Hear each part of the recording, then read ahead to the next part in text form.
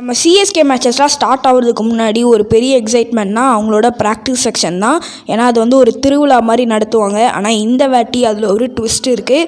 So நம்ம CSK அவங்களோட சேப்பாக்கில், அதாவது நம்ம அன்பிடனில் வந்து ப்ராக்டிஸ் பண்ண மாட்டாங்க. ஸோ அது எந்த ரீசன்னால் பண்ண மாட்டாங்க. ஸோ அதுக்கப்புறம் சேப்பாக்கில் ப்ராக்டிஸ் பண்ணனா வேறு எங்கே ப்ராக்டிஸ் பண்ணுவாங்க அப்படின்றத பற்றி ஃபுல் டீட்டெயிலாக இந்த வீடியோவில் வந்து பார்க்கலாம். அப்புறம் நம்ம சிஎஸ்கேவோட ஃபர்ஸ்ட் மேட்ச்சுக்கு அவங்களோட பிளேயிங் லெவன் எப்படி இருக்கோ அதை பற்றியும் இந்த வீடியோவில் வந்து டிஸ்கஸ் பண்ணுவோம். ஸோ அப்போ இந்த வீடியோக்கு ஒரு லைக் ஓடலாம், லைக் கொடுங்க. மறக்காம சேனலுக்கு ஃபர்ஸ்ட் டைம்னா சப்ஸ்கிரைபும் பண்ணிக்கோங்க. ஸோ இப்போ வாங்க வீடியோக்குள்ளே போகலாம். ஓகே, ஸோ ஃபஸ்ட்டு வந்து நம்ம வந்து ப்ராக்டிஸ் செக்ஷன்ஸை பற்றி பார்த்துடலாம். ஸோ எதுக்கு டீம்ஸ்க்கு வந்து அவங்களோட ஹோம் கிரவுண்டில் வந்து ப்ராக்டிஸ் பண்ண விட மாட்டிருக்காங்க அப்படின்றத வந்து பார்க்கலாம். ஸோ அதுக்கான ரீசன் என்னென்னா, ஃபஸ்ட்டு வந்து ஐபிஎல் வந்து எந்த அளவுக்கு வளர்ந்துருக்குன்றதை நம்ம வந்து பார்க்குறோம்.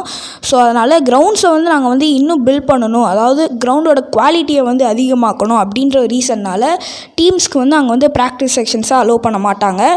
ஸோ இது வந்து சிஎஸ்கேக்கு மட்டும் கிடையாது, எல்லா டீமுக்கும், அதாவது 10 டீம்ஸ்க்கும் இந்த ரூல் வந்து இருக்குது. ஸோ இந்த ரீசன்னால தான் ப்ராக்டிஸ் செக்ஷன்ஸை வந்து அலோவ் பண்ண மாட்டாங்க.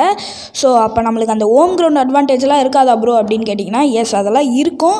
ஸோ ஐ மீன் அங்கே வந்து ப்ராக்டிஸ் செக்ஷன்ஸ் மட்டும் உள்ள அலோவ் பண்ணிக்க மாட்டாங்க. மற்றபடி பிச் எப்படி இருக்குது, ஸோ அதெல்லாம் வந்து பார்த்துட்டு போகலாம். ஸோ நம்ம சிஎஸ்கே வந்து சேப்பாக்கில் பண்ணலன்னா, ஸோ அப்போ வேறு எங்கே பண்ணுவாங்க அப்படின்னா, ஸோ நாவலூரில் ஒரு கிரவுண்ட் இருக்குது. ஸோ அங்கே தான் பண்ணுவாங்க. ஸோ இதுக்கு வந்து அந்த ஃபோட்டோ கிளிப்ஸ் தான் நீங்கள் வந்து இப்போ பார்த்துட்ருக்கீங்க. ஸோ நம்ம சிஎஸ்கே வந்து புதுசாக அங்கே பண்ணுறாங்கன்னா அது கிடையாது. ஏன்னா ஆல்ரெடி 2024 வந்து ஒரு வாட்டி வந்து பண்ணியிருக்காங்க. ஸோ இதை பற்றி நீங்கள் என்ன நினைக்கிறீங்கன்றதை மறக்காமல் கமெண்ட்ஸில் சொல்லுங்கள். ஓகே, ஸோ இப்போ வந்து நம்ம வந்து சிஎஸ்கேயோட பிளேயிங் லெவனை பற்றி பார்க்கலாம். ஸோ ஃபர்ஸ்ட் மேட்ச்சுக்கு ஸோ இதில் வந்து ஓப்பனர்ஸ் யாருன்னு கேட்டிங்கன்னா, ஸோ ருத்து ஒரு ஸ்லாட் கன்ஃபார்ம். ஸோ அடுத்த ஸ்லாட், அதாவது கான்வே ஆர் ரச்சின் என்ன கேட்டிங்கன்னா, ஸோ என்னை பொறுத்த வரைக்கும் கான்வே பக்கம் தான் போவேன். ஏன்னா ஃப்ளெமிங் வந்து ஒரு வாட்டி சொல்லியிருப்பார் கான்வேக்கு பேக்கப்பாக தான் ரச்சின் இருக்காருன்னு. ஸோ அதுக்கப்புறம் ருத்து ரச்சினோட பாண்டிங் தவிர ஸோ நம்ம வந்து கான்வே ருத்துவோட பாண்டிங் வந்து நல்லாவே இருந்திருக்கு அந்த ஓப்பனிங்கில். ஸோ அதனால் அது வந்து பார்த்துருக்கோம் 2023 சீசன்லேயே. ஸோ அதனால் நான் வந்து கான்வே பக்கம் போகிறேன். ஸோ நீங்கள் வந்து கான்வே ஆர் ரச்சின் யாராவது ஒருத்தர் வந்து கமெண்ட் பண்ணுங்கள். அதுக்கப்புறம் நம்பர் 3 வந்து பார்த்திங்கன்னா, ஸோ இதுவும் ஆல்மோஸ்ட் கன்ஃபார்மான ஸ்லாட் தான். ஸோ அது யாருன்னா நம்ம ராகுல் திரிபாட்டி.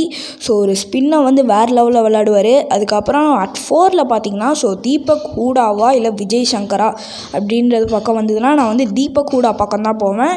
ஸோ அது ஏன்னா தீபக் ஹூடாவால் பேஸு ஸ்பின்னு ஸோ ரெண்டுமே ஈக்குவலாக அட்டாக் பண்ண முடியும். ஸோ அதனால் நான் வந்து தீபக் ஹூடா பக்கம் போகிறேன். ஸோ நீங்கள் தீபக் ஹூடாவா இல்லைனா விஜய் சங்கரா உங்களோட பிளேயிங் லெவலில் யாருன்றதை மறக்காமல் கமெண்ட்ஸில் சொல்லுங்கள். ஸோ அதுக்கப்புறம் 5, 6, 7 வந்து பார்த்திங்கன்னா, ஸோ நம்ம டூபே ஜட்டு அதுக்கப்புறம் தலை வந்து வந்துடுவாங்க. ஸோ அட் 8 வந்து பார்த்திங்கன்னா நம்ம அஸ்வின் வந்து வருவார். ஸோ ஜட்டு ஆஷோட காம்போ வந்து சேப்பாக்கில் எப்படி இருக்குன்னு நான் சொல்லியா தெரியணும். அதுக்கப்புறம் அட் 9 வந்து பார்த்திங்கன்னா so Sam Curran. So at 10 வந்து பார்த்திங்கன்னா ஸோ நம்ம பவர் பிளே இவரை நம்பி தான் இருக்குதுன்னு சொல்லணும். அது யாருன்னா நம்ம கலீல் அகமது. ஸோ அட் 11 வந்து பார்த்திங்கன்னா பத்திரனா. ஸோ எஸ் பத்திரனா வந்து இப்போ ரீசெண்டாக அவரோட ஃபார்ம் வந்து சரியில்லை அப்படின்னு சொன்னாலும் ஸோ அவருக்கு பேக்கப்பாகவும் ஒரு பிளேயர் இருக்கார். ஸோ அவர் யாருன்னா நம்ம Nathan Ellis. So Nathan Ellis வந்து முஸ்டபிசுர் ரஹ்மானோட ஒரு அப்கிரேட் வெர்ஷன் தான் நம்ம நேத்தன் எல்லிஸ். அந்த சேப்பாக்கில் ஸ்லோவர் ஒன் கட்டர்ஸ்லாம் எவ்வளோ எஃபெக்டிவாக இருக்குன்றதை நம்ம பார்த்துருக்கோம். ஸோ லாஸ்ட் சீசன் முஸ்டபிசுர் ரஹ்மானும் அதை வந்து சூப்பராக அந்த வேலையை வந்து செஞ்சுருப்பார். ஸோ அப்படின்ற காரணத்தினால் நேத்தன் எல்லிஸ் வந்து அந்த இடத்துல பத்திரானாக்கு ஒரு பேக்கப்பாக இருக்கலாம். ஸோ இந்த பிளேயிங் லெவலில் பார்த்திங்கன்னா ஸோ 3 ஃபாரின் பிளேயர்ஸ் வந்து வராங்க. ஒன்று கான்வே, அதுக்கப்புறம் நம்ம சாம் கரன், அதுக்கப்புறம் நம்ம பத்திரனா ஆர் நேத்தன் எல்லிஸ்.